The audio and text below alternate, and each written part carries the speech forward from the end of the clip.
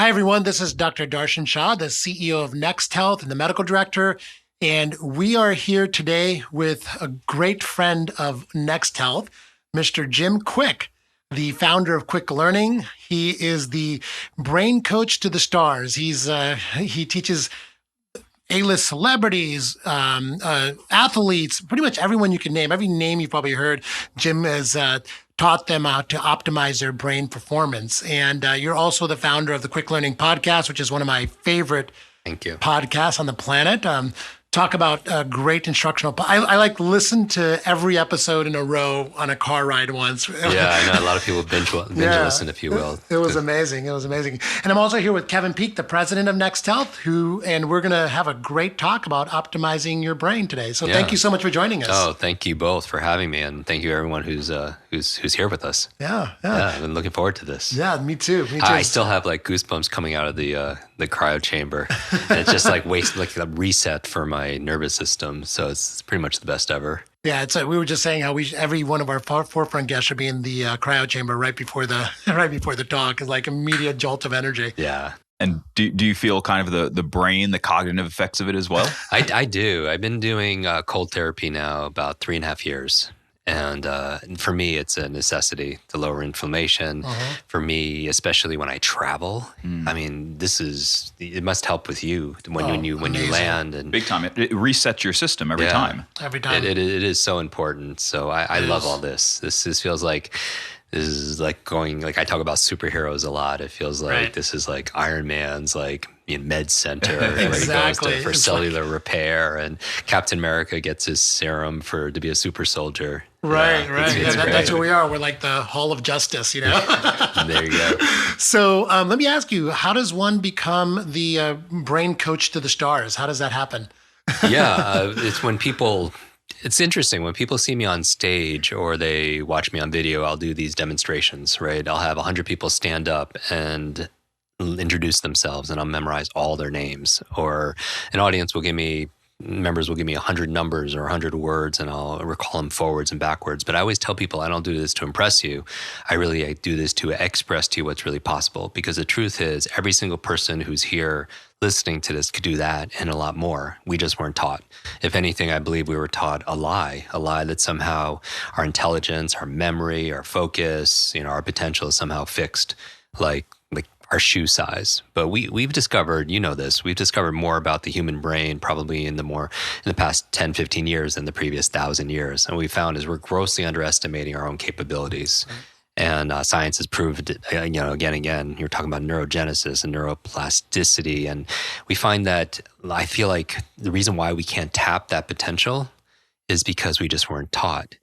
You think about our 20th century education, which prepared us for a 20th century world, which at the turn of the century was working really in assembly lines and factories and farms, be able to follow simple orders. But now we live in an age of autonomous electric cars and spaceships that are going to Mars. But our vehicle of choice when it comes to education or learning is really it's like a horse and buggy, a horse and carriage. And you wonder why everyone who's listening to this, I think everyone can relate to overload. Right? I talk about superheroes and superpowers. I'm not leaping over tall buildings and shooting lasers out of your eyes, but we all have a unique ability. We all have a certain strength, skill set, if you will.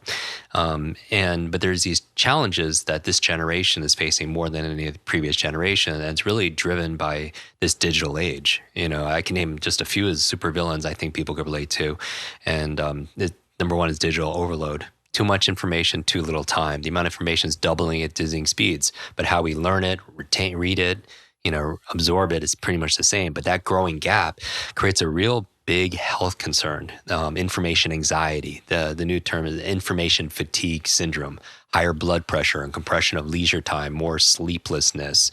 Even if something gets canceled, let's say you have a meeting canceled, a lot of people can't enjoy that time because their mind's still multitasking, right? So digital overload. And then I would say digital distraction. That's a big one, right? I mean, how do you maintain concentration in a world full of distraction, app notifications, social media alerts? And so people read a page in a book, get to the end, just forget what they just read. You see this meme all over Facebook saying that The human attention span is now less than a goldfish. What are you going to do about that? And then the third one is digital dementia. And you're going to hear more and more about this term in healthcare. We do a lot of trainings at universities, medical students. I train at the Cleveland Clinic for Brain Health. It's digital dementia is basically where we're over dependent on our smart devices. And so it's keeping our to-dos, it's keeping our calendars, it's doing simple math, in terms of calculator, it's keeping all the phone numbers. I mean, think about, guys, how many phone numbers did you know growing up? Yeah, at least like 50, 60 phone numbers. You knew all of them, right? Like to. pretty much. But how many phone numbers do you know like right now? Like 3. Exactly. And that's one of them is my own. Exactly. And it's not that, and people's like, well, Jim, I don't want to memorize 100 phone numbers, 500 phone numbers, and neither do I. But we've lost the ability to remember one. I mean, think about it. We forget, I believe 2 of the most costly words are, I forgot. I forgot to do it. I forgot to bring it. I forgot that meeting. I forgot that conversation. I forgot that person's name. I mean, it's just, and where are these memory lapses coming from? And I like to just compare our memory or our mind like a muscle. It's like use it or lose it. If I put my arm in a sling and I keep it there for 6 months, it's not going to grow stronger. It's not even going to stay the same. It's going to atrophy. And I feel like what digital dementia is saying is we're over dependent on our smart devices, and we've lost even GPS. I was talking to Dr. Daniel Amen, and he was saying we're not getting early detection of dementia because of GPS. Because if you're relying on a piece of technology outside of yourself to tell you when and where to turn, you're not realizing when you would normally have a memory loss, and you're not, or a lapse, and you're not going to the doctors to get checked out. And so again, I think technology is a great tool, and it makes your life more convenient. But just like physical muscles, if you're so dependent on your car all the time or taking the elevator all the time, you're not taking the stairs, you're not using your body, I feel like it's use it or lose it. So I'm a big advocate for not only just physical fitness, but brain fitness, mental fitness. And so the reason why I know this is all possible is because I grew up with a brain injury. And this is why I'm so passionate about it. At the age of 5, I had an accident, head trauma, and it left me with learning difficulties and challenges. So I was put in special classes. It took me an extra few years to learn how to read, 3.5 years to learn how to read. I'd actually taught myself how to read by reading comic books late at night. And that's why I'm so interested in the superhero mythos. Because at the underlining, when I was a child, I just realized that the baseline story of all of these, movies and films and books that we love, the hero's journey, is that one person can make a difference. And I really believe that. And so I grew up with these learning difficulties. At the age of 9, I remember a teacher pointing to me in front of the whole class, talking to another adult, saying, that's the boy with the broken brain. And that it's so crazy. So for the adults that, who have children, or anyone who, says it, was a child at one point, you have to be very careful, because your external words become a child's internal words. And that became my internal conversation. Every time I did badly on a quiz or a book report or an exam, or not picked for the sports team, that, which was like all the time, I would just say, oh, it's because I have a broken brain. And it's very dangerous, because when people come to me and they say, oh, I have a horrible memory, or I'm not smart enough, or whatever it is, I always tell people that they have to be careful with their self-talk, because your mind is always eavesdropping on your self-talk. And if you fight for your limitations, you get to keep them. And so people realized the power of their human mind. Like right now, everyone who's listening to this, like you have hundreds of neurons firing off right now, right? And your brain will never be the same just listening to this conversation. If people realized how powerful their minds really were, they wouldn't say anything or think things that they didn't want to be true. And I'm not saying one negative thought or one negative quote or whatever is going to ruin you, right? But any more than eating just a bad meal is going to ruin you for life. But the habit of it, makes a difference. So even a simple hack like, oh, I'm not, I don't have a great memory, just adding a small little word like yet at the end, right? I'm not physically, as fit yet. And it changes because I remember I was preparing to run a marathon, right? Which is a lot of pressure when your name is Kwik, right? And it really is my last name. I didn't change it to do this. My father's name, my grandfather's name. But there's one part of the book, the one chapter on the psychology of running a marathon, because that's what I was really interested in. And it said this verbatim: because I'm a memory expert. It said, your brain is like a supercomputer and your self-talk is a program it will run. So if you tell yourself you're not good at remembering names, you will not remember the name of the next person you meet because you program your supercomputer not to. And, if there's a message people are listening here, it's just to, sometimes a lot of our thoughts, they say we have about 60,000 thoughts a day. We're just not all conscious of it, but we're always running these scripts. And the problem is a lot of those came like when I was a child, when I was 5 years old, 9 years old, they were imprinted on us. So, it's just to be aware. I think self-awareness is really a modern day superpower. Know yourself and really know that conversation that you're having and just be able to step out saying, is this really true? Or is this something that, I picked up when I was younger? About a year ago, I came to a realization kind of similar to what you're explaining, and I decided to take the word stress out of my vocabulary. And it's right when we were in the thick of, building Next Health Right. and going through all the craziness of, creating this company from scratch. And I was just so stressed out all the time. I said, you know what? I'm going to remove that word from my vocabulary and I'm never going to use it to describe myself anymore because I found it being my default, right? People say, oh, how are you doing? What's going on? Oh, I'm stressed out right now. I'm stressed out. I'm like, of course I'm stressed out. It's all I'm talking about. So I changed it from stress to I'm challenged right now because I love challenges and I love competing and I love winning. So just that little shift was one of the biggest personal breakthroughs I've ever had because all of a sudden, everything that was this stressful environment to me became a challenge to overcome that I was looking forward to rather than like dreading and being tormented by it.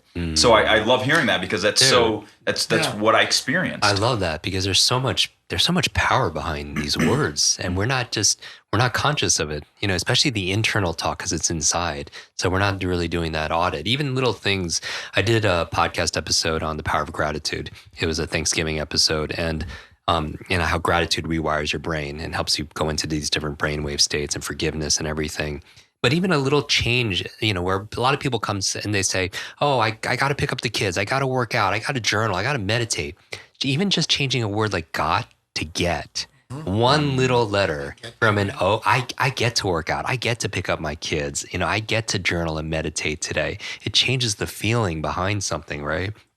So I love that. I think people paying attention to their words is so very, very, very important. Exactly. They could change your words, change your life. Yeah.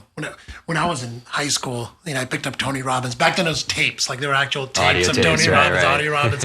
And I remember just listening to them over and over again. And then those words got imprinted into my head. And so, Tony Robbins made a huge kind of shift in my mentality from a mentality of just not being able to do things that I could do everything. And it was just listening to those words over and over again. And I think it's so immensely powerful to have the right words. And it is. I do an annual event. So we do a Kwik brain conference. And our audience is really interesting. We have like the founder of WordPress and Don Miguel Ruiz wrote the 4 Agreements and Quincy Jones was at our last event, right? And we just celebrated his 85th birthday. He's amazing. I had to pull him on stage, and because it was just an opportunity there. And I asked him this question about challenges. Specifically, the word I used was problems, which it was interesting. I was like, I want to know. I know all your successes. Will Smith and Oprah and We Are the World. That everyone knows that. But I want to know what the problems were and how you ever overcame the problems. He was like, he looked right at me and he said, Jim, I don't have any problems. I was like, no, but back then, what were the big problems? He was like, no, I didn't have any problems back then either. And I'm like, I'm sure like everyone, everybody has problems, right? Because you're not, he's like, no, I have puzzles. You know what I mean? And he's just like, and same thing with yours, with challenge. It's a different frame on it, right? Yeah. A puzzle is fun. It's a game and it implies there's a solution, right? And it's a challenge. And so it changes everything. Right. And I think another word besides stress that people use, because I could appreciate you doing that audit is this word busy. You ask, somebody how their day is, they're like, I'm so busy. And people start building an identity around being busy. It's like a badge of honor. And really at a meta level, I think what we're communicating to somebody is we're telling them we're important Because if you're not busy, then you're not important, right? But if you're really busy, then you must be really important. And I'm not saying we all in some way do this. I don't know anyone who doesn't. I'm certainly guilty of it also. But the person we hurt actually, because we get secondary gain, right? We start getting apathy or sympathy or, oh, is it okay? And understanding. And so we more likely to do it. And then we wonder why we design our whole life around being busy all the time and why we're so stressed all the time, because we want that identity. And so, yeah, I think currency for me, even thinking about it, peace of mind is really up there in terms of, the reward. Because if somebody is really, really super busy, and I understand hustling and all that, then I've just maybe step out and saying maybe there's a better way of not just working hard, but working smart around it. Yeah. Smarter, right. So speaking of, the self-talk that we have in our head, sometimes I find myself just driving and I'm having 1,000 thoughts a second, basically. And it's kind of, when I started meditating a few years ago, like I really started listening to my internal monkey mind and how crazy it gets out of control sometimes. And I think a lot of it also comes from multitasking all the time. Yeah. And we have, our brains kind of almost default to this multitasking mode, and we're thinking about 100 different problems 100 different puzzles at the same time. And I wonder, is like meditation a tool that you use, or how do you control some of that crazy information flow, monkey mind in your brain? Because I know you have thousands of thoughts all the time as well. Yeah, I mean, we definitely all do. I think everybody could relate to this monkey mind where where it's just going and it's hard to quiet, especially when you need to quiet down. Maybe you're trying to go to sleep, or you're trying to meditate. And what I would say, a number of things here. Well, first of all, the human brain can't be on full steam all the time, right? You can't have the gas on all the time. It helps to go from that state to a state of white space. So I think it's really important. The challenge is going back to those digital villains, in terms of overload and distraction and dementia, is our smart devices have really rewired our brains to be distracted. I mean, every time you scroll through your whatever social media and you get a like, a comment, a share, you get this, or you watch a cat video and you get this dopamine flood, right? Yeah. And it goes along the motivation learning centers of your nervous system, and it becomes an addiction. One of the most popular episodes I did 2 episodes on changing habits with Dr. BJ Fogg, and he runs the Influence Lab at Stanford University. And now he's a habits master, right? And one of his students co-founded Instagram. And do you know, guys, how often the average person opens up Instagram? How many times they check it? I don't want to know, right?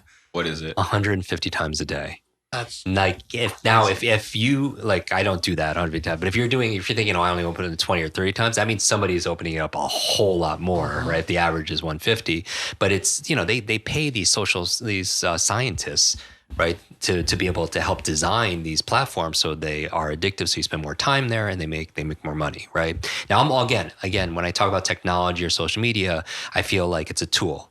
And so I'm not saying throw the baby with the bathwater. I'm saying that it's great. I want to stay in touch with my friends. I want to see what I want to learn and watch inspirational videos and get, get good instruction and stuff. And yet the challenge is when it becomes so addictive, meaning technology, like fire, it's not good or bad. It could heat up your food, cook your food, or it could burn down your house. And I would say same thing with technology, but here's the thing. If you're picking up your phone out of boredom or out of just unconscious habit, then here's the thing. Technology is a tool for you to use, but if the technology is using you, then who becomes the tool? You know what I mean? Mm-hmm. And that's, so I would say that we have the responsibility. And so one of the ways to lower and mitigate this level of distraction is to be able to have conscious thought and control like our environment. I'm not saying break up with your phone, but sometimes I think everyone could appreciate this, disconnect to reconnect, mm-hmm. Get grounded, get out in nature. Because the human brain really wasn't, especially the worst habit people have. And I have a video, it's been seen 35 million times. It came out just 2 months ago about the worst habit people have in terms of productivity killer is touching your phone the first hour of the day. Because what you do when you're in that alpha, theta, your relaxed state of awareness, you're very impressionable and suggestible. You pick up your phone, you're rewiring your brain to be distracted, number one. and you wonder why you can't concentrate when you're at work or you're studying in school. But the second thing you're rewiring your brain to be is reactive. And that's very dangerous also. If you're an entrepreneur, you're a student, you're a parent, you have a vision for your life and for your family, your business, whatever it is, you can't be reacting to things. You know what I mean? You can't, and you know this, and people listening you get one bad voicemail message when you wake up or text or email or whatever, and you're in that calm state. It could just ruin your day the rest of the day. I have a friend, Brendan Burchard, and he says, your inbox is nothing but a convenient organizational system for other people's agenda for your life. You know what I mean? That's so if you just check your phone and this is the first thing you're doing and you're fighting fires, you're on the defense. Like, how are you going to design an incredible day, right? If you're just responding and reacting to things, as opposed to, for me, I write down 3 things I need to do professionally and 3 things I have to do personally. And they don't have to be huge things, but these are like important things, like focal points in my life. I always tell people the most important thing is to keep the most important thing the most important thing. You know what I mean? Right. Put first things first. Most people are stressed because they're just everywhere. They overcommit. Right. And that's why, and then they say, if you have to say no to good so you can say yes to great. Like, you could do anything. Anyone listening to this, watching this, they could do anything, but they can't do everything. And a lot of people are stressed because it's self-imposed, because they agree too much to other people and they become a martyr and they're spread too thin and they have way too many tabs open on their laptop and they wonder why it crashes, why we're crashing, why we have no mental energy, we're lacking motivation. But all that energy is being put into these different places. And we really have to do a real, again, audit and check in with ourselves. And so my thing is, don't be reactive, because what I would expect people who are listening to this right now, they take responsibility because they are self-selecting, listening to this because they want to grow so that they could grow in other areas, right? As opposed to just be at the effect. And the metaphor that I use, because we learn through words, we also learn through metaphors, right? And so one of the metaphors I like to use is, let's say, a thermometer versus a thermostat. So if you look at a thermometer, what's the primary function of a thermometer? What's its only job? It does what? The temperature. Exactly. And literally it just reacts to the environment. It literally is just reacting to the environment. And human beings react to the environment. We react to the weather. Sometimes we react to politics. We react to how clients treat us. But in actuality, the most happy and most successful people have the locus of control on the inside, because they're more of a thermostat, meaning a thermostat doesn't react to the environment. It gauges the environment, but then it sets a temperature or a goal or a vision, and what happens in the environment. It raises to be able to meet that. So it affects the environment instead. And I feel like people who have a vision for their lives, they're creators, right? They have a vision for their family or for their business. They're the ones that take the invisible and they make it visible, right? Because success is that inside out process. But I really feel like it's mindset, but the challenges in school. And again, this is not a slight against teachers. My mother actually she didn't know how to help me when I was going through my learning challenges. So she became a special education teacher. Teachers are some of the hardest working people I know and underpaid, but it's like a system issue. You know what I mean? Sure. They say if Rip Van Winkle, the guy who slept for decades, if he woke up today, the only thing he would recognize are our schools because the world has changed so much, but our schools haven't as much. And so we're not really preparing. School is a great place to learn what to learn: math, history, science, Spanish. But there are 0 classes on how to learn. Like, how do you focus? How do you concentrate? How do you think critically? How do you solve problems? How do you listen? How do you take notes? How do you study? And how do you read faster? How do you remember things? And that's literally, I just named every single episode of our podcast. Exactly. Yeah. And, because I want to fill in those gaps, the classes we should have learned that would really help people right now, as opposed to just memorizing random facts about things that we would just never use. Absolutely. You talked a little bit about your morning routine, and I find that to be the most powerful part of my day is my first 1 or 2 hours in the morning. And so really just designing a routine around that has been transformative for me. And I always like to ask smart people like yourself, what is your morning routine? You said a little bit of it with writing down your 3 goals for the day. Yeah. Could you go through that a little bit? Yeah, I'd love to hear your morning routine. Okay. So the idea behind this, and I did a whole show on this, is that if you want to win the day, you got to win the first hour because there's positive momentum. right? And the first hour of the day, hopefully is you could do the best you can to, you can't ever control everything, but you have sometimes the most influence. It's a little bit more difficult. You have kids and all these different factors, but once you start your day, then anything could come up, right? So if you want to win the day, you win the first hour. And that's not my idea. It's just, you've heard this. Everybody has a morning routine. Tony Robbins does, Tim Ferriss does, Oprah has their morning routine. For me, I do 10 things every morning.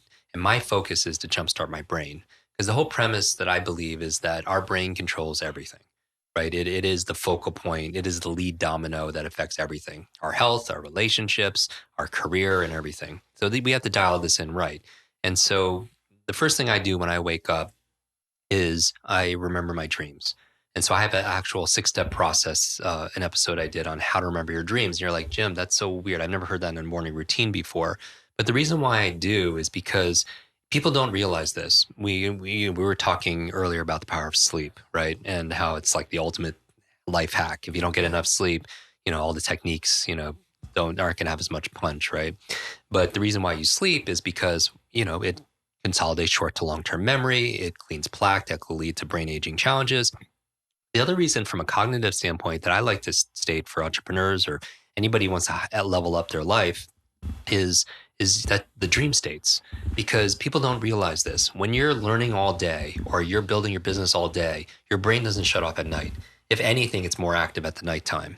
And they've shown this. And so you're coming up when you sleep in your dream state, solutions and ideas and inventions. The challenge is when people wake up first thing in the morning, you have that dream, right? But then after a few minutes, what happens? It just disappears, right? And so I have a system for having people to recall that. But just as for reference, so people understand the power of this, a lot of things in our culture came from dream states. People don't realize this. So Mary Shelley came up with Frankenstein in her dream. Paul McCartney came up with the song Yesterday in his dream. Elias Howe, he's an inventor. He came up with the sewing machine in his dream, right? The periodic table, that framework for it came to a chemist in his dream. So my question for people listening is, what are you dreaming about late at night that could be good for your family, your business, your life, and you're forgetting it? So that's a resource that's there. The second thing I do when I wake up, and I won't go through everything, but just to give people an idea, is I make my bed. And the reason why is because I believe how you do anything is how you do everything. And going back to the science of positive momentum, you want to start your day with excellence. And how long does it take to make your bed? Like a minute or two, right? But you could do one thing with excellence from there, and then you could start stacking, because success breeds success, right? And so, even in the military, right? Sure. They teach you to do it, and it's impeccable. So you could have an impeccable, excellent life. The other reason why you do it, though, is when you come back after a long day and people ask you how your day, you're like, I crushed it. And then you do everything, and then you go back to bed, you're coming back full circle to success. You know what I mean?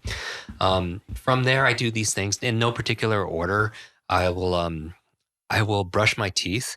And you're like, Jim, what does that have to do with your brain? I think hopefully everyone's brushing their teeth, but I brush my teeth with the opposite hand, because people don't realize this. People know that there is a mind-body connection, but it's less known that there's a body-mind connection. It's a two-way street, that using your body in certain ways actually, now your brain is part of your body, right? But using your body in certain ways actually stimulates different parts of your brain. And we know this from even if somebody, God forbid, has had a head trauma, like I've had 3 traumatic brain injuries, or a stroke. And if they have like a stroke on the left side, if there's paralysis, it'll manifest usually on the right side, right? Because the left side controls the right side and so on. So, but people don't realize that by using my left side of my body, it can help stimulate different parts of my right side of my brain. There's a study done at Oxford University about jugglers, that jugglers actually have bigger brains. The act of just going on YouTube, learning how to juggle like your socks or whatever, will actually create more white matter. And so there is this clear connection. So I like to encourage people to brush their teeth with the opposite hand or eat with the opposite hand. There's a study done by Dr. Lawrence Katz, and he wanted to know how to keep senior their brains alive as you grow older, greater focus, memory, and cognitive performance. And a lot of the activities that were science proven, the research was just using the opposite hand throughout your day.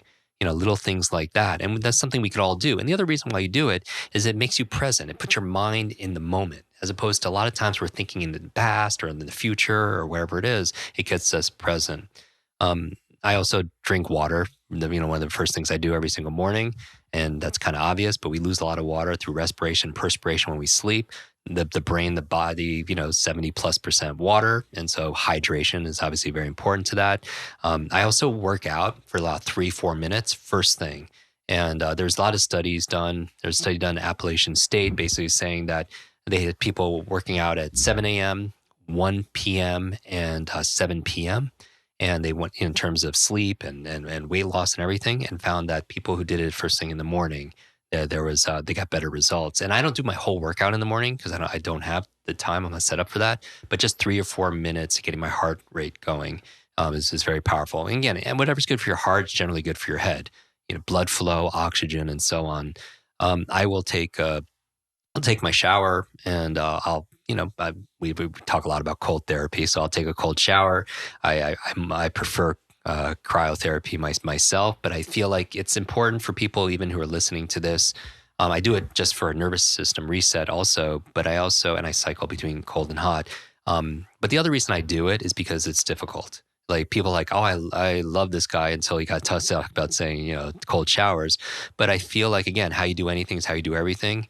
And I feel like by doing difficult things, it helps build this fitness, emotional fitness, or grit, resilience, if you will. And that shows up during difficult times, like when you need to go do that meeting or talk to that person you're attracted to or manage your team. You put yourself in difficult situations, so you build that muscle, and it expands in different areas also.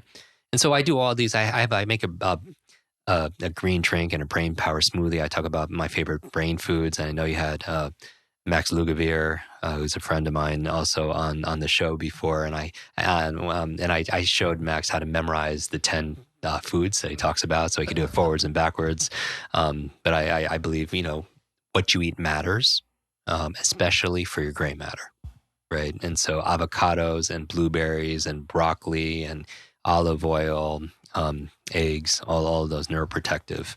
From there, I journal. I find that there's people ask me all the time, what's your definition of genius? Is it really, and I do not say IQ.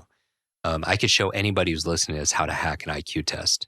And I don't like it for a number of reasons. Number one, just because people think you take this test when you're a child and that's your number for the rest of your life and it's fixed. I don't like that fixed mindset. One of my favorite books actually is a book called Mindset. It's a must read for anyone's listening to this by Carol Dweck. Difference between a fixed mindset and a growth mindset. And I would say the other thing about IQ tests is like standardized tests. Think about the SATs. It was like verbal and mathematical. And that's supposed to be your SAT score that you're going to get into universities and get a job. And everything was predicated on that linchpin, right? And that doesn't even make sense to me, because I'm thinking there are so many more, there are other areas of intelligence and genius besides math and the ability, verbal.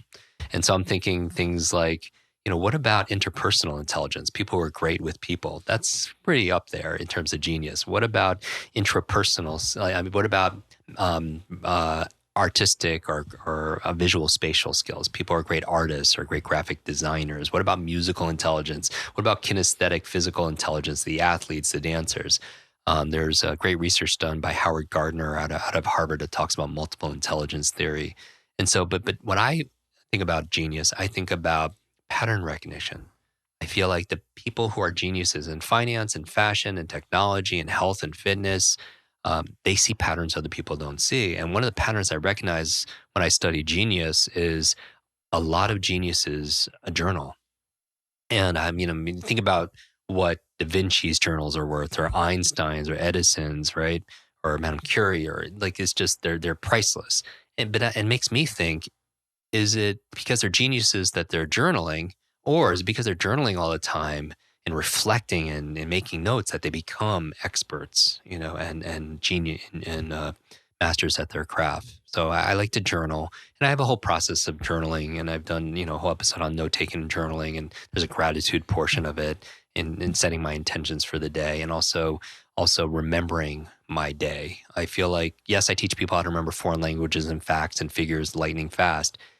And I feel like the three things that are most important to remember are your loved ones, your for example, I lost my grandmother of Alzheimer's when I was 8 years old. I mean, it's interesting how these childhood experiences shape who you are in terms of, what becomes valuable to you. And I remember, she calling me by the wrong name or just talking to her, and then she's talking about something, just 3 minutes later about the same thing, right? And it made me, become very passionate about this. So I spent a lot of time in nursing homes and senior centers, not teaching them how to improve their memory, but just having them share stories, having them polish off their memories. Because there's so much to learn, right, from that. So part of me journaling is not only remembering your loved ones, but also your life. So that's the second L, because I think if your life is worth living, it's worth remembering, and journaling helps you to do that. But most people don't even remember what they had for breakfast, But if you want to train yourself to have that episodic memory, to be able to remember things in time, especially those magical moments, journaling helps you with that. Great exercise. And the last thing is your loved ones, your life are your lessons. Right? Because there's this saying that we've all heard before: insanity is doing the same thing over and over again, expecting a different result. And I've heard that many times. I'm thinking, maybe that's not insanity. Maybe it's just a result of a poor memory. You're doing things over and over again because you don't remember the lesson. And I would say that that's why it's so important to have a good memory. People like, why do I have to have, I did this whole program at Google recently. And they're like, Jim, there's a good question. Like, why do we need to remember all this stuff? Because we have a search engine that could tell us all this stuff. And I explained to them, to get this aha kind of moment, is just our life is a reflection of all the decisions we've made to this point. I mean, we can pretty much, if we own our life, it's pretty much, it is because the sum total of the decisions we've made. But you can only make a good decision based on information that you know, right? The knowledge that you have. And if you have that knowledge, it presupposes that you remember it, right? And here's a perfect example. If the two of you or anyone who's here listening, if you forgot half of everything you knew, half the words, half of your career, half of the people you know, how functional would you be, right? Not very at all. That's how important human memory is. Socrates says learning is remembering. And I thought it should have been the fourth R in school: reading, writing, arithmetic. But what about recall? What about retention? What about remembering, right? You learn something in school, and then the forgetting curve is like 2 days afterwards, 80% of it is gone. And people know this. Most people didn't study in school, if they're honest. They cram the night before. The next morning, they go to breakfast. Nobody could talk to them because they don't want anything to spill out of their head. And they can't wait to take the test. And then after they've done taking the test, what happens? Information is what? It's just gone. Mm. And, why spend all that time learning something if you're just going to forget it? And that's the thing. People go to all the conferences, they listen to all the podcasts, and that's great. And I have two comments on that. It's basically saying that, one of my other favorite books is a book by my mentor, Dr. Stephen Covey, who wrote 7 Habits of Highly Effective People, right? These are the 7 habits of most effective people. And the 7th habit that he reserved for the 7th habit is sharpen the saw. Meaning that if you have all this wood you need to cut, and we all have metaphoric wood to cut, things, our to-do list, everything that's on there. But if you have a saw with a dull blade, it's ludicrous to spend hours and days suffering and struggling and sweating, being inefficient, trying to cut that wood, right? With a dull blade. You always want to sharpen it first. But I believe in the whole hearts of like what I teach is that learning comes first. That if knowledge is power, learning is your superpower. Sharpen that first. Because if there was a genie right here, and this genie, Aladdin's genie, and they would grant you any one wish, what would you wish for? You would wish for more wishes, right? I want 1,000,000 wishes, right? That's the hack, if you will. But if I was your learning genie in that same spirit, I'm your learning genie, I could grant you one wish to help you learn any subject, skill, anything faster. What would you ask for? You think Spanish, Mandarin, marketing? What would you think? Learning how to learn. Because that would be the equivalent of asking for more wishes. Because if you could learn how to learn faster, you could apply that towards Mandarin, martial arts, music, marketing. It doesn't matter. Everything in your life gets easier. So I think that if there was one skill to master in the 21st century, it's your ability to learn faster. And so that's why our podcast, Kwik Brain, our company, Kwik Learning, is all about helping people to be faster, smarter, and better in those areas. I think that's so important, especially given the fact that we're on a podcast right now, because I feel like I'm guilty of this. When I started listening to podcasts, I went through this phase where I was just one podcast after the other, thinking, oh, this is great. Mm-hmm. I'm absorbing all this information, but it's in and out. So I finally got to a place where I was like, I need to slow down. Mm-hmm. Let me listen to a podcast. Let me take a break and then put it into action. I love that. Because it's like without putting it into that. action, it's going away and it's just going into this mass of whatever it goes into. So I think it's really important to actually stop and implement before just jump, because it's so easy today. I mean, it's literally you press another button, you're right to the next one and the next one. Because we you got to put it in action. Fix. People love the novelty. And I literally have goosebumps. Kevin, what you're saying, I call them truth bumps. Because I believe the biggest lie in this high performance, self-development industry is that knowledge is power.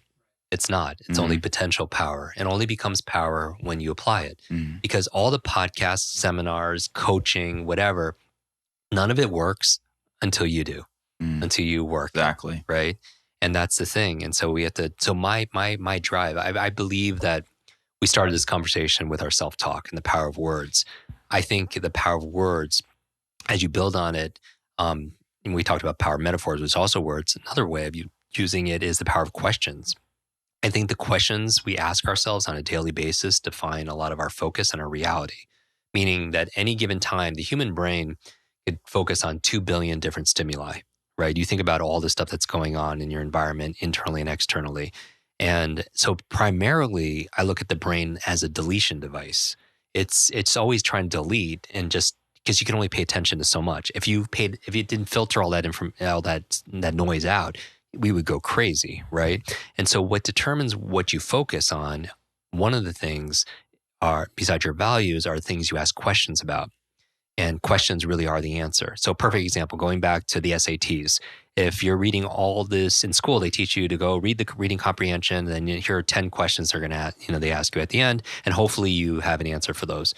Why, just common sense, why wouldn't you just read the questions first and then read the actual, passages, and then you know what the author's looking for, and then you're like, there's an answer, there's an answer, there's an answer. Because what you're doing is you're activating that part of your brain, the reticular activating system, RAS, where it determines what's important to you. Like, for example, years ago, my sister sent me emails and postcards with this dog. It was a pug dog, right, with this smushy little face. And I was like, why is she sending me that? That's my question. Why is she sending me this picture of these pug dogs? And I realized her birthday was coming up. So I knew what she was implanting in my head, right? And guys, everywhere I started to go, I would be at the grocery store. Somebody was like cashing out holding a pug dog. And I'd be running in my neighborhood, and I swear to you, somebody was walking 6 pug dogs. And my question for everyone listening is, where were those pug dogs before? Did they just show up magically? No, they were always there, but they weren't part of the 5 to 9 bits of information I was paying attention to. I was deleting those. It never became important until I started asking the question. So my question for you is, when you're reading and you get to the end of the page, have you ever read a page in a book, got to the end, and just forgot what you just read? Yep. Totally. And you go back and you reread it, and you still don't know what you just read, right? And one of the reasons why is we don't have questions. Because if you had questions about, like, I never pick up a book or listen to a podcast or go to a conference or anything without questions. Because then if you have questions, you're like, oh, when you're reading, there's a pug dog, there's a pug dog, there's a pug dog, right?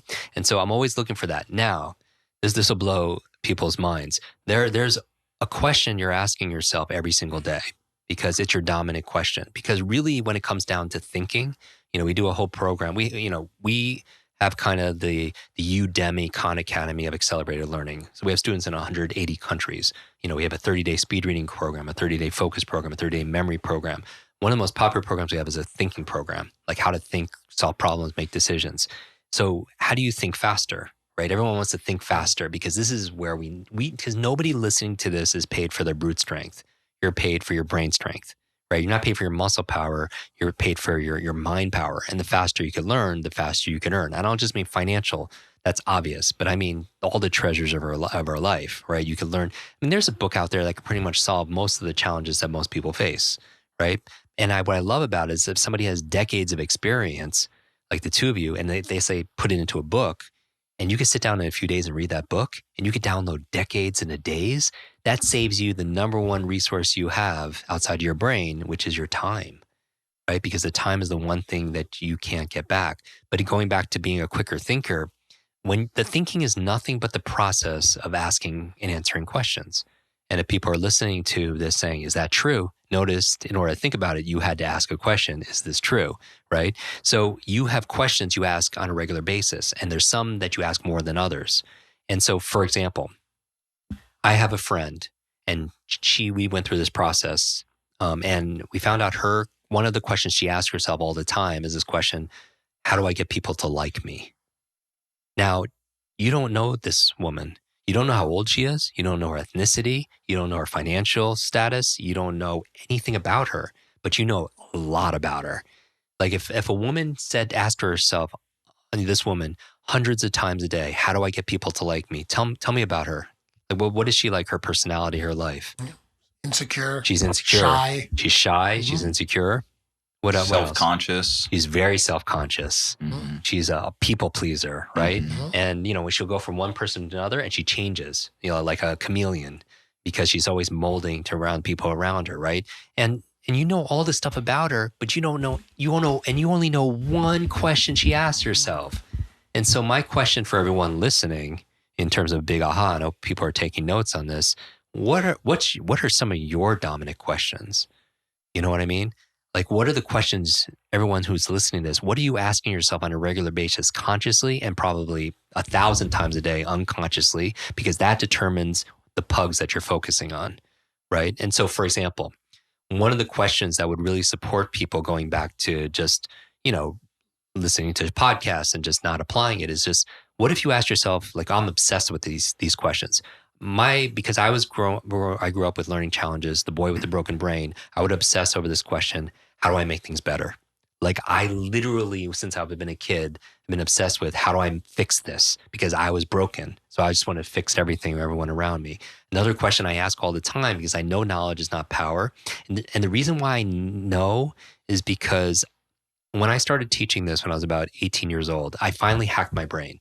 Right. And I went through this whole situation where I was in the hospital because I was overstudying and I didn't know how to do it. So I was living in the library. I wasn't eating, sleeping, working out, spending time with friends, all things that's good with me. I ended up passing out in the library. I fell down a flight of stairs. I hit my head again and I woke up in the hospital 2 days later. And at this point, I was wasting away. I mean, it was the darkest time in my life. I was down to 117 pounds. Right. And I hooked up to all these IVs in the hospital. I thought there had to be a better way.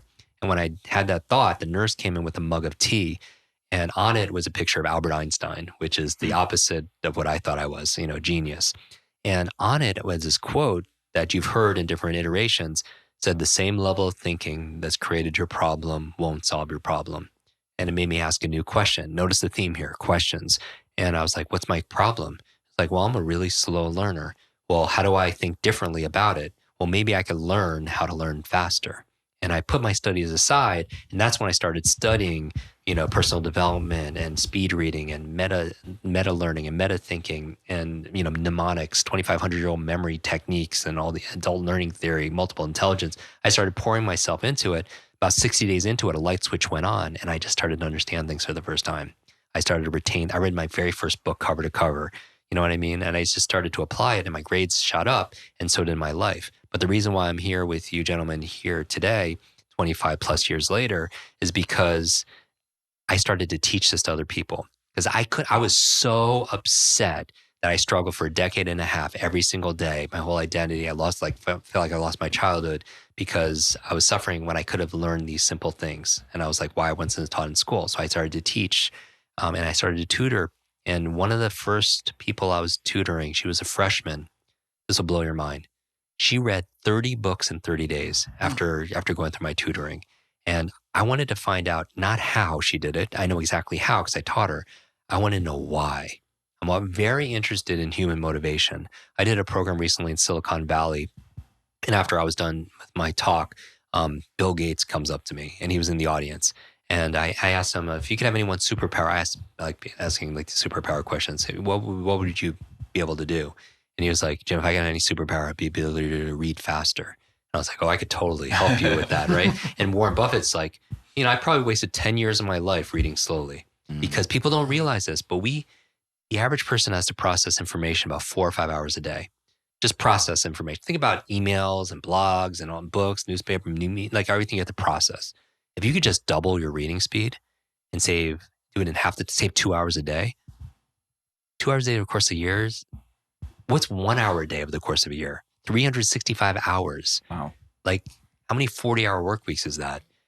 9? 9 40-hour work weeks, 2 months of productivity you get back saving 1 hour a day and something ubiquitous you're already doing, like reading. So when I look at reading, I feel like when people are reading, they're reading so slow, they lose their focus, their mind is wandering, they fall asleep, they're counting how many more pages they have left, all that, because they're cutting it with a dull blade. You know what I mean? So if you learn how to read twice as fast, which everyone who's listening could easily do, and I did 4 episodes on this on my show, then all of a sudden you save an hour a day, 2 months a year. Like, people kill themselves to get 2 extra weeks of vacation a year, right? Yeah. So that's why I'm saying working smart. But this young lady, going back to Bill Gates, we had this conversation about the future of education, and we're going deep into it. And I'm talking about accelerated learning theory, and he's talking about technology. And this whole crowd is gathering around. And somebody asked, is there anything missing? You have the theory and you have the technology. And we talked about it some more. It's like, we know it. Motivation. Because a lot of people know what to do, but they're not doing what they know. Because common sense is not common practice. And so what drives people to make change and really follow through with things? What gets people to keep working out or to stick with discipline and journaling and meditation? And then why do they fall off, right? So I wanted to know motivation. And I'm very interested in motivation, the motive for taking action. In fact, when people forget names, I always ask people, I speak in front of 10,000 plus people a month. And I'll ask audiences all the time, who here has trouble remembering names? 95% of people will raise their hand, right? And the 5% probably should, just whatever. And they're not probably paying attention. I was like, okay, fair. And let's say there's a suitcase here, $1 million cash for you, your favorite charity, whatever, tax-free, go home with it. If you just remember the name of the next stranger you meet, who's going to remember that name? 95% of the audience just raises their hand, right? And now it's like, then this is the honest question. As a coach, as a brain coach, I'm like, I'm not there to placate to them. I'm like to call them on their BS. I'm like, okay, just 2 seconds ago, you said you all have memory issues remembering names. Now you're all memory experts. What strategy do you use? Nothing. They didn't learn anything yet, right? But their motivation changed. So it had nothing to do with their ability or their capability. It had everything to do whether or not they wanted to or not, right? And so getting in touch with our own motivation, like even something simple, guys, like ask when you're meeting someone for the first time, asking yourself, why do I want to remember this person's name? And then maybe you come up with an answer. Show the person respect, make a new friend, to do some business, to practice these things I learned from Jim, right? Because if you can't come up with one reason, what's going to happen? You won't remember it. In fact, everyone says they have trouble remembering names, but nobody forgets all names. There are some names you remember. 95% chance you're motivated. That could be a good big client. You're attracted to that, but there's some kind of motivation there. And so what I would say is there's a success formula, and I call it H cubed. Create anything in your life, reach any goal of any vision, anything. Head, heart, hands, right? H cubed, head, heart, hands. That you could visualize things in your head all day. You could set goals in your head, but if you're not acting with your hands, you're procrastinating, you're putting it off, then check in with your second H, which is the heart. This is the story, the emotion, the energy of motion. Like I had a martial arts instructor teach me years ago, you can't steer a parked car, right? And so you need that fuel. And we know this even in business for people who are listening, who own their own business or they're in sales, people don't buy logically. They buy emotionally, right? Because everything we do is, because we're not logical, we're biological. I mean, think about the dopamine, oxytocin, serotonin, all the endorphins. We're a chemical soup. So we do things through that drive. So if there's a gap between what's in your head and what you're acting with your hands, like knowledge, like everyone has knowledge in your head, right? But they have all these books on their shelf, and it becomes shelf help, not self-help, because nobody's doing anything, right? But check in with the heart. So I went back and I checked in with this woman, and I was like, what's your reason? Why are you doing this? Because I told her reasons reap results, right? Reasons always come first. One of my very favorite books, Simon Sinek, Start With Why. Dear friend of mine, what is your why? And she said, Jim, the reason I read these 30 books in 30 days after you taught me how is my mother's dying of terminal cancer. Doctors gave her 2 months to live, 60 days. They wrote her off. And I always get choked up thinking about this. And she was like, the books I'm reading, were books on health, wellness, alternative stuff, energy, everything she can get her hands on. And I was like 18 at the time. I was like, man, I'll say prayers, thoughts, good luck with that. 6 months goes by. I don't hear from her. I get a call one morning. I pick up the phone and this woman's crying. She's crying. And, I can't get a word out of her. And I find out they're tears of joy when she stopped. Her mother not only survived, but is really getting better. Doctors don't know how. They don't know why. They called it a miracle. But her mother attributed 100% to the advice she got from her daughter, who learned them from all these books. And that's at that moment I realized that if knowledge is power, learning is your superpower. And it's a superpower we all have. It's just unfortunate we live in a climate where we're not taught how to unlock that genius. And that's why I dedicated my life's work ever since then to this. Because I'm the boy with the broken brain. And what lights me up is helping people who are suffering from digital overload, distraction, dementia, all these challenges, struggle. It's not your fault because we just weren't prepared for the world, right? So my goal is to fill in those gaps and leave literally no brain left behind. That's my thing. I feel like it's not just those who have and have not. It's part of it is also those who know and those who do not know, right? And so I want to help people to accelerate that, to keep up with the fast-paced world we live in. And I'm not talking about frantic fast.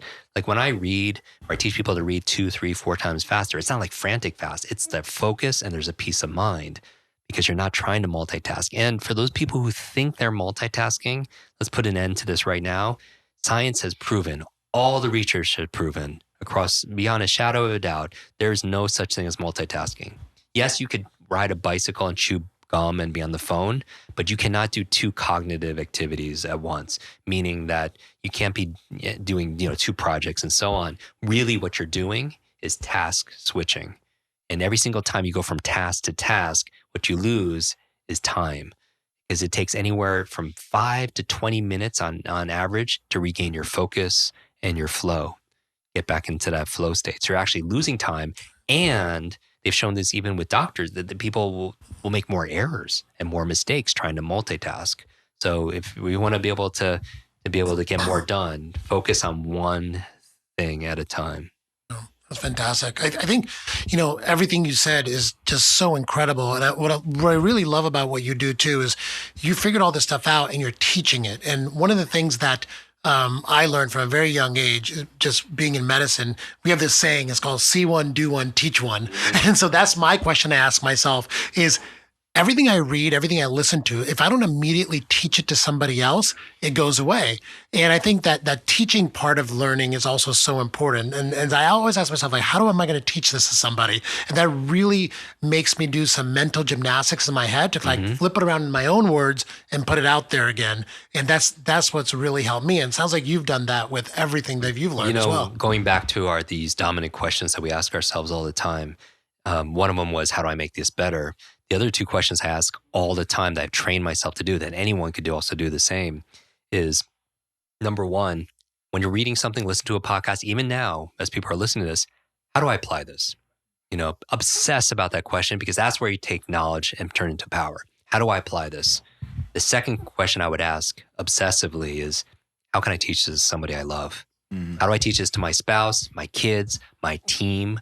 Because there's 2 reasons to learn anything. Is number 1 is what it could do to enrich your life, but the second is what it could do to enrich somebody else's, right? You're passing on the flame. And you're right. I would challenge everyone who's listening to this right now to, everyone obviously is taking notes. And we did a great episode on the proper way of taking notes because most people, you're not taught how to take notes. But I would say this, whatever your big ahas are from listening to this or watching this episode, I would challenge people to screenshot this episode right now and either or take a picture of your notes. And what I would ask people to do is to tag us in it, on social media and teach something. So literally screenshot this episode, tag us so we could see it and maybe even share it and put your big aha from this conversation because then you're teaching it and paying it forward. And I would say, because if you had to give a presentation on this, like even re-listen to this episode, if you had to give a presentation in a couple of days, like a little TED Talk, would you pay attention differently? Of course, we had to teach it. Would you take notes differently? Of course. Would you post different questions, like in your post? Absolutely. And what I always tell people is learning is not a spectator sport. People think because they've been trained with the 20th century education that you could just sit there passively and learn.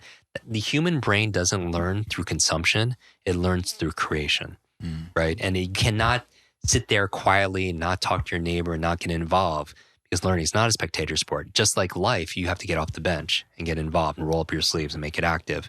But what I would say is one of the ways you make it active, besides taking notes and asking questions, is to teach it. Because this is what everyone wants to write down. When I teach something, I get to learn it twice.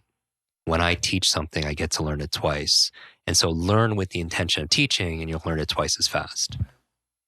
Jim, can we talk about the Kwik Academy? Or the Kwik, I mean, that's really what this is all about. For me, it's definitely, that's such an important thing personally as well. Because I mean, I had learning disabilities growing up also. Really? Yeah, I was actually, I was in special ed classes or categorized in special ed for my entire education. I didn't even realize it. Initially, when I was in elementary school, they put me in special ed. I was probably the worst student out there. I got in tons of trouble. I was kicked out of schools. I had ADD. And, I never had teachers that knew how to harness my energy. And I was never inspired in school, but I was inspired by business. I was selling candy in kindergarten. Oh, wow. Right. I started my first company when I was 14 years old. But I could never learn in the classroom. Right. And, how they dealt with me when they were younger is throw him in special ed. He's disruptive. He's not learning. He's not following, working within this framework that we've created. And I've always just felt that our school systems are such a disservice, like you have as well. I think we probably all would agree in this. And it's got to be revolutionized. So I would just love to hear more about, what you've created, the framework, and who it really applies to. Right. And so I believe sometimes systems, first of all, it's amazing what you accomplished, because it's so crazy how people put labels on people. First of all, I remember like all my friends were put in this a group called MASP. MASP stands for More Able Student Program, because they were more able. And so me and my friend Joey were the only two that weren't, part of that group. And so we created our own little club, and we called it LASP, the Less Able Student Program. And but it's interesting. I would say that for anyone's listening, first of all, that's ever been through this kind of experience, or is a parent and is dealing with this, or wants to, to shape, an education system, I think a more empowering question that most people ask: how smart is my kid, right? Or how smart am I? Or how smart is my partner? Or how smart is my team? Or whatever, right? And I think maybe a more empowering question is not how smart are you? It's how are you smart? It's not how smart are you, but it's how are you smart? Because we know there are different learning styles, right? It's just like how one person prefers to learn is not. So for example, if somebody's listening to this right now, and let's say you're really interested, even motivated to learn something, right? And you have that big, that big charge. But have you ever been in a situation where you're in a class or listening to something, and for some reason you're normally interested in it, but you're just not connecting with it for some reason? Usually it's because the way you prefer to learn it is different style than the way the teacher is presenting it. So it's like you're two ships in the night. You pass each other and there's no connection. You don't even recognize the other one is there. It's similar to if I ask everyone right now to take out, as you're jotting down notes, to write your first and last name, right? So just imagine, even if you're not be able to do it and you're driving or something like that, writing your first and last name. Then I ask you to switch hands, and with your opposite hand right below it, your first and last name. And as people go through it, you know what's going to happen, right? The second time it takes longer, it feels more uncomfortable, and the quality is probably not going to be as good. And so it's interesting because sometimes when you're learning something, it feels like that. It takes longer, it feels uncomfortable, and the quality or the output is not quite as good because maybe you're trying to learn it with the opposite hand. You know what I mean? And so if you don't fit that mold, like some people prefer to learn it, and I'm generalizing because there's so many different ways of, so many different distinctions in terms of learning style. Some people really do need to move around, for example, to learn. Like reading is nice, listening is nice, but they really have to roll up their sleeves and get involved. And they move around. They have a kinesthetic process of doing it. And by the way, moving around actually helps with the learning process, right? You create, brain-derived nootropic, BDNF, and fertilizer for neurogenesis and plasticity. We know that people listen to our podcasts when they're on like ellipticals, they're rhythmic movement, they're going to learn it and retain it better. All of that, it's good for you. But when kids want to move around in class, they're like punished. And how do we punish them? You're like, we don't let them use that energy to go play outside. We like sit down, you're in detention. I mean, it is insane. So my thing is disrupting education is something I'm very interested in. I feel like disrupting systems sometimes very difficult. So that's why I chose to launch our academy more on a podcast, because it's more of a ground up. And because of it, we have lots of people, parents and people of influence in politics listening to it. So it's a great way of doing it and introducing new media there. I believe nowadays a classroom is not limited to four walls. A lot of people believe that once they're done with school, education is done and learning is done. And I think that that's a myth. I think now with technology, and I know you both know Peter Diamandis, who's a good friend. When we're thinking about it, now we have more computing power on our phones than more access than Clinton had, back then. And, now somebody in a village in some third world country has as much access as anybody else to the world. And so education really could be, you could have the best minds out of Oxford teaching the masses, right? Where teachers become more facilitators and coaches and laboratories and experiences, which might be really interesting. I think one of the biggest changes I would make in the education system is curriculum. I feel like a lot of people don't learn very well because of relevancy, because people don't see like how the sine, cosine, tangent of X really relates to their life. Like I think about everything that you're doing at Next Health. Like how valuable would it have been to learn how to optimize your mind, your mental and physical performance, right? Like little things, to be able to learn how to have interpersonal skills, to be able to love yourself, to have self-compassion, to be able to learn how to learn. So I think all of those become the curriculum. I think one of the most important things to teach is meta learning, learning how to learn. Because if people could learn how to learn, the reason why, the only thing that's constant is change, right? I read recently that a graduate, someone leaving the school system right now, is going to have anywhere from 8 to 14 careers. Like they think about that, not vertical jobs, like because the world is changing so fast. We don't know, like businesses are going, like technology is disrupting. Everything's being automated or artificial intelligence and everything. What becomes something that you can't easily duplicate through a computer and like mass manufacturing? 3 superpowers that we train: creativity, imagination. I really do believe imagination is more powerful than knowledge. Like Einstein said, that, knowledge is what is, imagination is what could be. Everything that you guys have created is, that came from your mind, right? That, that's what entrepreneurs do. They take invisible to make it visible. Third thing I would say is strategy. Nobody teaches you strategic thinking, critical thinking skills. Really, our lives are a reflection of the quality of our thinking, but nobody teaches us how to think in school. So I would focus on that kind of on a curriculum also. And then besides the fact that we're not even talking about the environment that kids learn, fluorescent lights and, mass-produced processed foods and everything else. And, all the vending machines that have all this sugar. And you wonder why kids are hyperactive. There've been so many studies where they cut the sugar intake and everything else and go back to behavior and learning and focus and everything. So, I mean, there's not one, just like with learning or high performance, there's not one magic pill. I would love it to be the case. But even when I do trainings for medical doctors and caregivers and researchers in the area of brain performance, they're 1/3 of our cognitive abilities, our memory, for example, is predetermined by genetics and biology. So research says about 1/3 set. 2/3 that means is in our control. Then this is the lifestyle. This is a good brain diet. This is killing ants. Automatic negative thoughts, that negative talk we were talking about, exercise. We live in a very sedentary lifestyle. They say sitting is the new smoking. People sitting for 8 hours a day. But the primary reason you have a brain is to control your movement. As the body moves, the brain grooves. You have to move. But kids nowadays, they're not moving. I mean, they're so protected. We're taking swings. As I said, like they're growing up on their smart devices. It is. They're not getting grounded. They're not. And think about it.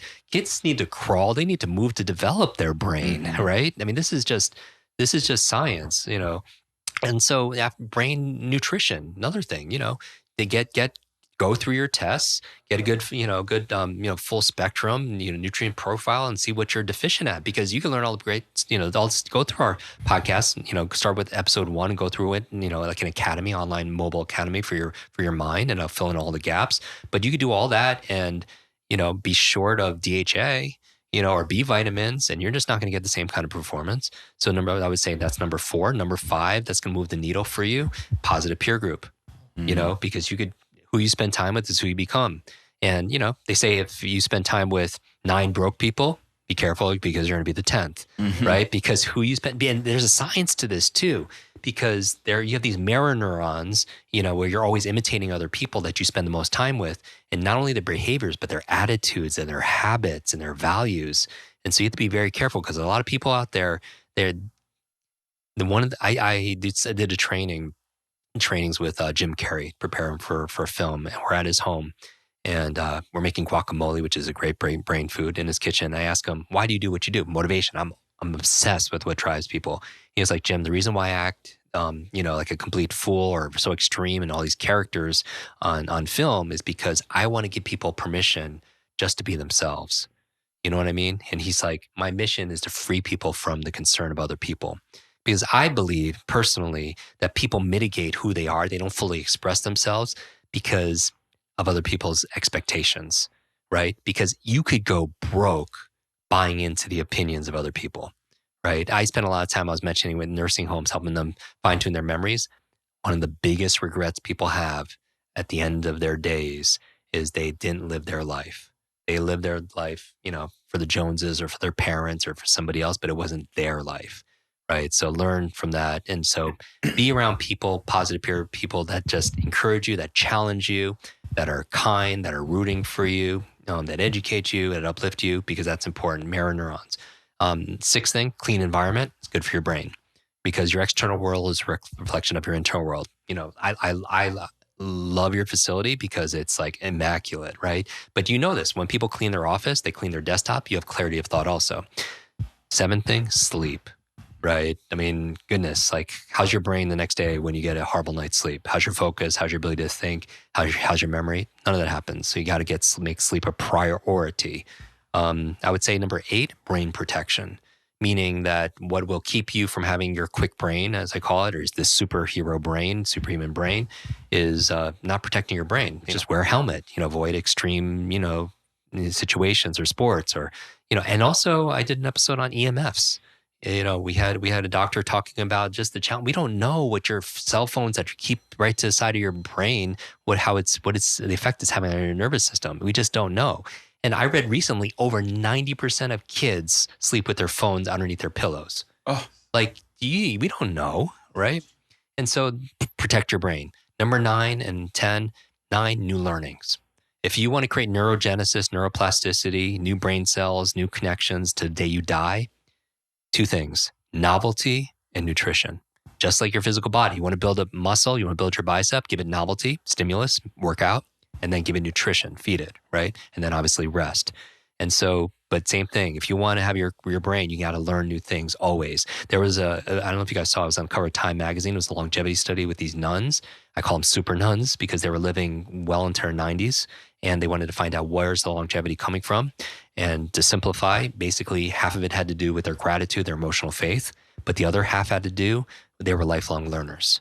And because they were lifelong learners, always challenging themselves, reading, conversations, everything, it added years to their life. But not only years to their life to their years. They were good years. And finally, number 10, and this is the invisible one, stress management. People do not realize, if you want to have a quick brain, a fast brain, a functional brain, a super brain, if you will, optimized, stress is one of the biggest. Chronic stress shrinks your brain. I mean, you think about it. Cortisol, adrenaline, it's great for fight or flight, but it's not good if you need to study. It's not good if you need to give a presentation at work, right? And so what coping mechanisms or practices do you have in your routine to be able to lower stress levels, massage or meditation or some of these things? But my main message to everybody is there's not one thing any more than we could fix education with one thing or learning or health or brain performance. We got to do all that, because you could be doing all that and spending time with crappy people and it's going to affect your performance. You could do all that and not sleep. You could do all that, be short of nutrients. You could eat all that and eat fast food. Everything counts nowadays. Wow, that's an incredible list. Thank you so much. I know personally I'm going to be listening to this podcast a few times. Make sure I get all the notes down. Do some good show notes too. And screenshot it, take a picture of it, tag us all in it. Tag your big aha on there, what were some of your big ahas from it, and post your questions. I was thinking the same thing. I was like, I'm so glad this is being recorded, because you have so many excellent analogies that I want to steal and use. Yeah, we could talk forever, but unfortunately, we're at the end of this podcast. I can't wait to have you on again. We'll do it. We're going to Next Health now. We're going to do a talk for about 100 people about some of the same topics and even more. I can't wait to hear that. We'll also have that posted on our website. Beautiful. What's your Instagram handle so people can find you? Yeah, the best thing is, so I do Q&As on Facebook and Instagram and some stuff on Twitter. So it's all at Jim Kwik. You just have to spell it right, Kwik. So connect there. We post some really good stuff. And then the podcast, just search your podcast app for my name, Jim Kwik, Kwik. And we do episodes on, I actually teach people how to memorize these 10 things forwards and backwards I just did. We talk you how to show you how to change your habits, how to be able to have focus, how to learn languages faster. We just did an episode on how to study, and we made the front page of the LA, the site, the LA Times for students. And I did 2 episodes on how I teach actors how to speed read scripts and memorize their lines. So anyone who has to do sales presentations or little TED Talks, very, very useful. But start with number 1 and download all of them. And because it's meant to be an online academy, and every single episode is only 10, 15 minutes long, because they're basically brain hacks for busy people who want to learn faster and achieve more. So you can go to kwikbrain.com and get the free training and get access to the show. That's all for free on the internet. I love it. Thank you so much, Jim. It was a pleasure having you. Thank you. Thank you. Yeah. Thank you.